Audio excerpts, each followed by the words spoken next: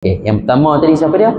As-Sultan ataupun orang yang ketua negara, ketua kampung. Kalau kita di tempat kerja kita, bos kita.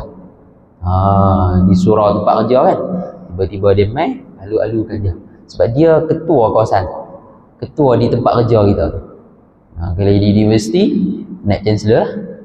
Naik chancellor yang ketua, kita alu-alukan dia. Okey, baik. Baik tuan-tuan dan puan-puan jadi imam ni tuan-tuan dan puan-puan, dia bukan satu benda yang mudah sebenarnya. Walaupun orang nampak simple, tapi kalau tuan-tuan AJK masjid, tuan-tuan bila semua, tuan-tuan rasa macam mudah benda ni. Tak ada masalah sangat, tuan-tuan biasa. Macam saya dalam bidang kan, saya rasa biasa lah, tak ada apa. Tapi kalau orang luar bidang, dia memang sangat sukar sebenarnya.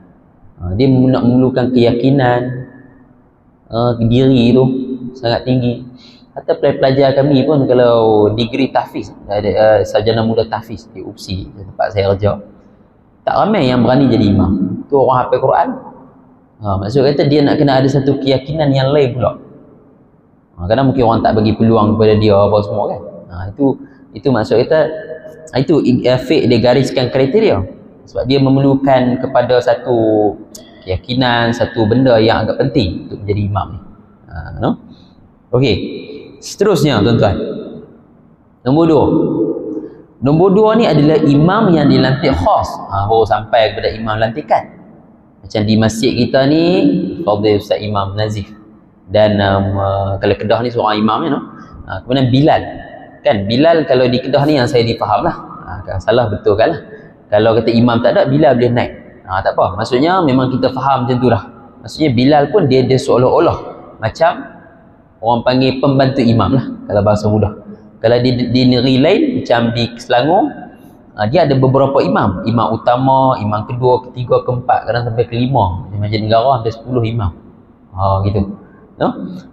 Jadi imam-imam yang dilantik itu, mereka adalah tertib nombor 2. Maksud kata, imam yang dilantik dengan kita, macam saya pengkuliah maghrib, imam yang dilantik dulu kita alu-alukan sepatutnya. Kalau dia alu-alukan kita, pulanglah, tak ada masalah. Tapi dalam kitab fiqh, imam yang dilantik itu adalah dia lebih utama. Maksudnya pengkuliah maghrib kalau tidak dialu-alukan, jangan kecil hatilah. Sebab ada sebahagian pengkuliah maghrib ni, bila dia tak dialu-alukan jadi imam, dia layak lah contoh dia tak dialu-alukan, dia tak, siapa ni? Siapa tak alu-alukan aku? Contohlah, ada berlaku, kawan-kawan saya pun ada. Dia pun cerita kat kita, tak ada masjid ni, dia lah imam baca tak betul, tapi dia tak alu-alukan saya. Tapi bila kita terang balik kepada dia hukum fiqhnya macam ni, hang pengkuliah maghrib, hang bukannya di tempat yang sepatutnya lagi. Yang nombor 2 sini, sebelum sultan tu, imam yang dilantik dulu. Dia kenalah dengan masjid tu, dia tolak imam tu tak apa. Pengkuliah maghrib dia kemudian. Itu tuan-tuan kena faham. Makmum-makmum kena faham. Sekali makmum kata, apa imam ni, bagilah pengkuliah maghrib. Kami dah dengar lama dah surah imam. Tak, dia bukan dengar lama dah surah imam, tapi dia dari sudut hukum hakam fiqh yang sebolehnya kita turuti. Tidaklah berdosa kalau kita tak ikut. Faham Okey. Baik tuan-tuan. Walaupun imam surah tak sedap ke, imam lantikan sedap tak sedap ke, itu selain cerita. Sebab sedap ni dia nombor lain.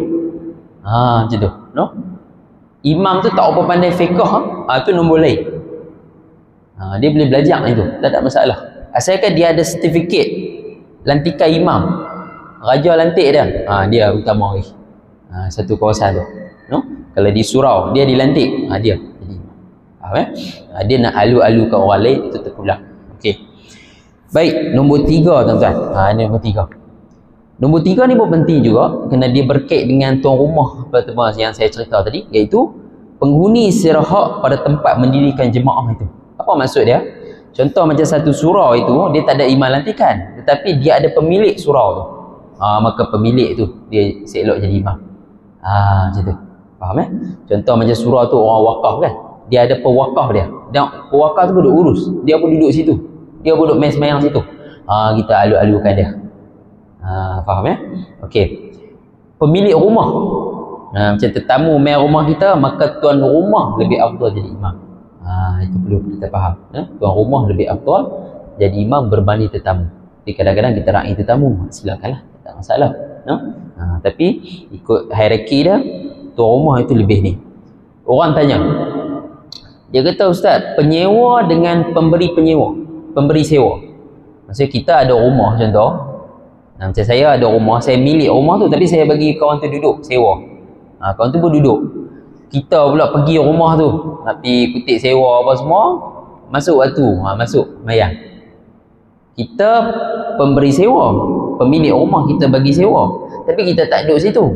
Kawan tu penyewa. Maka kalau dalam kitab fiqhnya, dia kata penyewa itu, yang mana dia sedang menguasai rumah tu, dia menyewa rumah kita, dia sedang menguasai lah. Dia yang kita alu-alukan menjadi imam, tuan-tuan dan puan. Boleh, no?